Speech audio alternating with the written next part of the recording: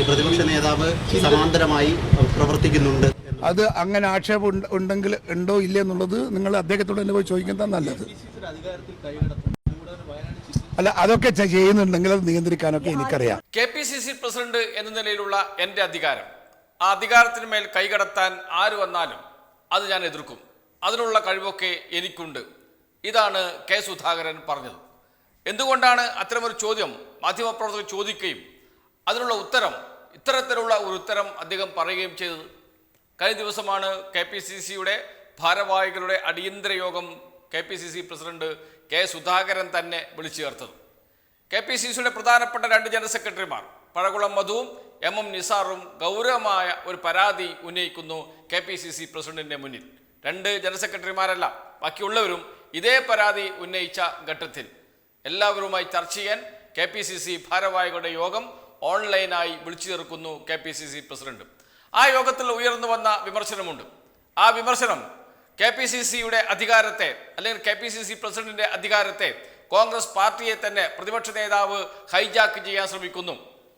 KPCC president അയക്കേണ്ട സർക്കുലറുകൾ പ്രതിപക്ഷ നേതാവിൻ്റെ ഓഫീസ് സ്റ്റാഫിനെ ഉപയോഗപ്പെടുത്തി ഒരു വാട്സപ്പ് ഗ്രൂപ്പ് ഉണ്ടാക്കി അതിലൂടെ അയക്കുന്നു. KPCC ചെയ്യേണ്ട ജോലികൾ പ്രതിപക്ഷ നേതാവിൻ്റെ ഓഫീസും ചെയ്യുന്നു. ഇതായിരുന്നു പ്രധാനപ്പെട്ട ആരോപണം. അതോടൊപ്പം KPCC ഭാരവാഹികൾക്ക് അർഹിക്കുന്ന പരിഗണന നൽകുന്നില്ല, അവരെ പരമാവധി മാറ്റി നിർത്തുന്നു തുടങ്ങിയ ഗുരുതരമായ ആരോപണങ്ങളാണ് ഉന്നയിച്ചത് KPCC ഭാരവാഹികൾ. ഇത് ചർച്ച ചെയ്യാനാണ് അത്തരമൊരു അടിയന്തര യോഗം വിളിച്ചു ചേർത്തത്, KPCC ഭാരവാഹികളുടെ യോഗം വിളിച്ചു ചേർത്തത് KPCC പ്രസിഡന്റ്. ആ യോഗത്തിൽ ഉയർന്നു വന്ന വിമർശനങ്ങൾ പൂർണ്ണമായും പ്രതിപക്ഷ നേതാവ് VD സതീശന് എതിരെയായിരുന്നു. ഇത് കഴിഞ്ഞ ദിവസം വാർത്തകളിൽ വന്നിരുന്നു. ഇന്നും പ്രധാനപ്പെട്ട മാധ്യമങ്ങളിലെല്ലാം വാർത്ത നൽകിയിട്ടുണ്ട്. ഈ ഒരു സാഹചര്യത്തിലാണ് കെ സുധാകരനോട് മാധ്യമപ്രവർത്തകർ ഈ ചോദ്യം ചോദിക്കുന്നത്. അതിനുള്ള ഉത്തരമാണ് അദ്ദേഹം പറഞ്ഞിരിക്കുന്നത്. അദ്ദേഹം ഇത് സംബന്ധിച്ച് കുറച്ചുകൂടി പറഞ്ഞിട്ടുണ്ട്, അതും കൂടി നമുക്ക് കേൾക്കാം. എല്ലാം നടന്നുകൊണ്ടിരിക്കുകയാണ്, ഭംഗിയായി നടക്കുന്നുണ്ട്. അതിനിടയിൽ കേരളത്തിലെ KPCC യോഗത്തില് പ്രതിപക്ഷ നേതാവിന്റെ വിമർശനം ഉണ്ടായിരുന്നപ്പോഴൊരു വാർത്ത, ഒരു ജനാധിപത്യ പാർട്ടിക്കകത്ത് അഭിപ്രായ ഐക്യവും അഭിപ്രായ വ്യത്യാസവും വിമർശനവും സപ്പോർട്ടിങ് എല്ലാം ഉണ്ടാവും. നാച്ചുറൽ. പ്രതിപക്ഷ നേതാവ് സമാന്തരമായി അതിലൊന്നും എൻ്റെ ഇടയ്ക്കൊന്നും ഉത്തരം കിട്ടൂല. നിങ്ങൾ അതൊക്കെ പ്രതിപക്ഷ നേതാവോട് പോയി ചോദിച്ചോളുക. നിങ്ങൾ ചോദിച്ച ജനറൽ ക്വസ്റ്റ്യൻസിന് ഞാൻ ഉത്തരം പറയും. എങ്ങനെ ആക്ഷേപം? പ്രതിപക്ഷ നേതാവ് സമാന്തരമായി പ്രവർത്തിക്കുന്നുണ്ട്. അത് അങ്ങനെ ആക്ഷേപം ഉണ്ടെങ്കിൽ ഉണ്ടോ ഇല്ലേ എന്നുള്ളത് നിങ്ങൾ അദ്ദേഹത്തോട് തന്നെ പോയി ചോദിക്കുന്നതാ നല്ലത്. അല്ല, അതൊക്കെ ചെയ്യുന്നുണ്ടെങ്കിൽ അത് നിയന്ത്രിക്കാനൊക്കെ എനിക്കറിയാം. പ്രസിഡന്റ്, ഈ പറയുന്ന വാർത്തകളൊക്കെ വെറുതെയാണോ? ഈ കോൺഗ്രസിനകത്ത് ഐക്യം തകർക്കാൻ വേണ്ടിയിട്ടുള്ളതാണോ? അതല്ല യഥാർത്ഥത്തിൽ എന്തെങ്കിലും പ്രശ്നങ്ങൾ നിലവിലുണ്ടോ? എനിക്ക് നിലവിൽ ഒരു പ്രശ്നവുമില്ല. ഞാൻ എല്ലാ ആളുകളോടും സമദൂരത്തിലും എന്താ പറയാ സ്നേഹത്തിലും ഞാൻ എല്ലാവരുമായിട്ട് പോകുന്നുണ്ട്. എനിക്ക് യാതൊരു അഭിപ്രായ വ്യത്യാസം ആരോടുമില്ല. എനിക്കങ്ങനെ അഭിപ്രായ വ്യത്യാസം കൊണ്ട് രാഷ്ട്രീയത്തിൽ കളിക്കാനും താല്പര്യമില്ല. അന്ന് എങ്ങനെ വരുന്നു അന്ന് രാജ്യം വെച്ചിട്ട് ഞാൻ പോകും. അതൊക്കെ ഉണ്ടാവും, അവരവർക്ക് അഭിപ്രായം ഉണ്ടാവില്ലേ? ഒരു പാർട്ടിക്കകത്ത് ഒരുപാട് പ്രശ്നങ്ങൾ ചർച്ച ചെയ്യുന്ന ഒരു മീറ്റിങ്ങിന്റെ അകത്ത് പാർട്ടി നേതാക്കന്മാർക്ക് അഭിപ്രായങ്ങൾ ഉണ്ടാവില്ലേ? ആ അഭിപ്രായങ്ങൾ വ്യത്യസ്തമായിക്കൂടെ? അതൊരു ജനാധിപത്യ പാർട്ടിന്റെ ക്വാളിറ്റി അല്ലേ? അങ്ങനെ വിമർശനം ഇല്ലെങ്കിലല്ലേ പാർട്ടി ജനാധിപത്യ പാർട്ടി അല്ല എന്ന് പറയേണ്ടത്. ഇത് CPM പാർട്ടി അല്ല. ഇത് അത് പരിശോധിക്കേണ്ടതാണ്. അത് പരിശോധിക്കട്ടെ. അത് പരിശോധിക്കുന്നുണ്ട്. എന്ന് പരിഹരിക്കാതിരിക്കാൻ പ്രശ്നങ്ങളൊന്നും ഇല്ലല്ലോ ഇവിടെ. പരിഹരിക്കാതിരിക്കാൻ ഇവിടെ എന്താ പ്രശ്നം? ഒന്നുമില്ല. അത് പരിശോധിക്കും. സതീശനായിട്ടും ഞാനും തമ്മിൽ ഒരു പ്രശ്നങ്ങളൊന്നുമില്ല, ഒരു അഭിപ്രായ വ്യത്യാസവും ഇല്ല. ഇപ്പം കണ്ട സതീശനെ കൂട്ടിക്കൊണ്ട് ഞാൻ ചായ വാങ്ങിക്കൊടുക്കും, ഒരു പ്രശ്നമില്ല. കെ സുധാകരൻ അർത്ഥശങ്കയ്ക്കിടയില്ലാതെയാണ് ഒരു കാര്യം വ്യക്തമാക്കുന്നത്. എൻ്റെ അധികാരത്തിൽ എന്ന് വെച്ചാൽ KPCC പ്രസിഡന്റിന്റെ അധികാരത്തിൽ കൈയിടാൻ ആരും നോക്കേണ്ട, വരേണ്ട, അതൊക്കെ ഞാൻ തന്നെ നോക്കിക്കോളാം എന്ന്. അത് പ്രതിപക്ഷ നേതാവിനുള്ള മുന്നറിയിപ്പാണ്. പ്രതിപക്ഷ നേതാവിൻ്റെ നിലപാടിന് എതിരെയുള്ള പരസ്യമായ നിലപാടാണ്, പരസ്യ പ്രഖ്യാപനമാണ്. ഈ കാര്യത്തിൽ ഒരു തരത്തിലുള്ള ശങ്കയും നിങ്ങൾക്കാർക്കും വേണ്ട. KPCC പ്രസിഡന്റ് ഞാൻ തന്നെയാണ്, സംഘടനാ കാര്യങ്ങൾ ഞാൻ നോക്കും. അതല്ലാതെ അതിൽ കയറി ഇടപെടാൻ ശ്രമിച്ചാൽ അത് ചെറുക്കുക തന്നെ ചെയ്യും. അത് മറ്റു പല സംഭവങ്ങളിലേക്കും നീങ്ങും എന്ന കടുത്ത ഭാഷയിലുള്ള മുന്നറിയിപ്പാണ് കെ സുധാകരൻ നൽകിയിരിക്കുന്നത്. എന്തുകൊണ്ടാണ് ഇങ്ങനെ ഒരു മുന്നറിയിപ്പ് നൽകേണ്ടി വന്നത് കെ സുധാകരന്?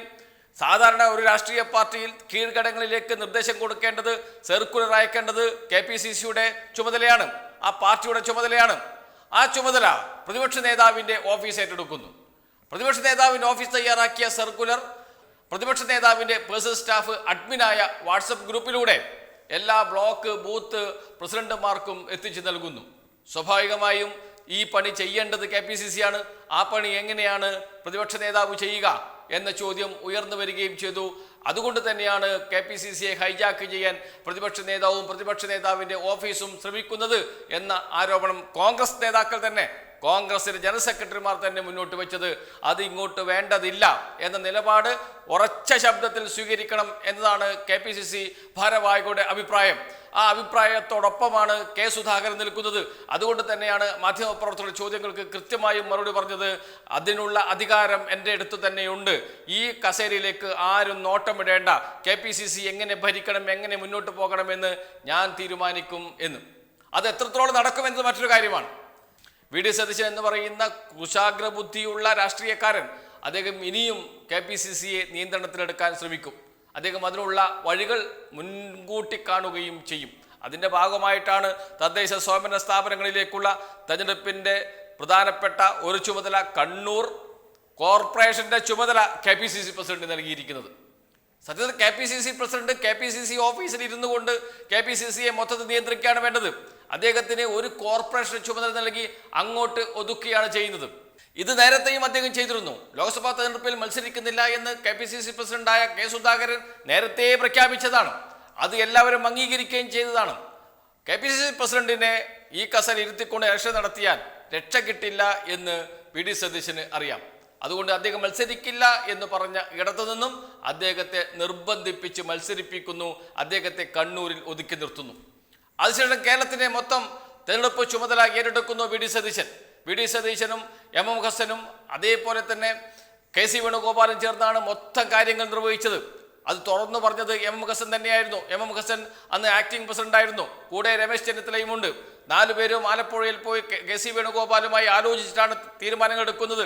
പത്രസമ്മേളനങ്ങൾ പോലും തീരുമാനിച്ചിരുന്നത് ഈ കൂടിയാലോചനയിലൂടെയാണ് എന്ന് MM ഹസൻ അന്നത്തെ ആക്ടിംഗ് KPCC പ്രസിഡന്റ് പരസ്യമായി പറയുകയും ചെയ്തിട്ടുണ്ട്. എന്ന് വെച്ചാൽ പരോക്ഷമായി KPCCയെ ഹൈജാക്ക് ചെയ്ത് കയ്യിലെടുക്കാൻ VD സതീശന് അന്ന് കഴിഞ്ഞിരുന്നു. ആ മേൽക്കൈ അദ്ദേഹത്തിനുണ്ട്. അത് ഉപയോഗപ്പെടുത്താനാണ് അദ്ദേഹം വീണ്ടും ശ്രമിച്ചത്. അങ്ങനെയാണ് KPCC പ്രസിഡന്റ് സ്ഥാനത്തേക്ക് കെ സുധാകരനെ തിരിച്ചു കൊണ്ടുവരാതിരിക്കാനുള്ള നീക്കങ്ങൾ അദ്ദേഹം നടത്തിയത്. അതിന്റെ ഭാഗമായിട്ടാണ് ചുമതല ഏറ്റെടുക്കുന്നത് നീട്ടിക്കൊണ്ടുപോകാൻ അദ്ദേഹം ശ്രമിച്ചത്. ഹൈക്കമാൻഡിൽ KC വേണുഗോപാലിനെ സ്വാധീനിച്ചു. അതൊക്കെ അടിച്ച് തകർത്ത് പൊളിച്ച് അദ്ദേഹം ഇന്ദിരാഭവനിലേക്ക് വന്നൊരു ദൃശ്യമുണ്ട്, ഒരു കാഴ്ചയുണ്ട്, മുദ്രാവാക്യം വിളികളോടെ. അതിനുശേഷം KPCC പ്രസിഡന്റ് കസേരയിൽ അദ്ദേഹം വന്നിരുന്ന് ശ്വാസം വിടുന്ന ഒരു രംഗവും കൂടിയുണ്ട്. നാം ആലോചിച്ച് നോക്കണം. അദ്ദേഹം ഒരു പോരാട്ടം തന്നെയാണ് അന്ന് നടത്തിയത്. കെ സുധാകരൻ KPCC പ്രസിഡന്റ് പദവിക്ക് വേണ്ടി അന്ന് തുടങ്ങിയ തർക്കം ഇപ്പോഴും തുടരുന്നു. ആ തർക്കത്തിൽ ഇനി കളിക്കേണ്ടതില്ല എന്ന മുന്നറിയിപ്പാണ് ഇപ്പോൾ KPCC പ്രസിഡന്റ് നൽകിയിരിക്കുന്നത്. അത് കേരളത്തിലെ കോൺഗ്രസിൽ എന്തൊക്കെ സംഭവിക്കും എന്നതിൻ്റെ ഒരു സൂചന കൂടിയാണോ എന്നത് മാത്രമേ ഇനി അറിയാനുള്ളൂ.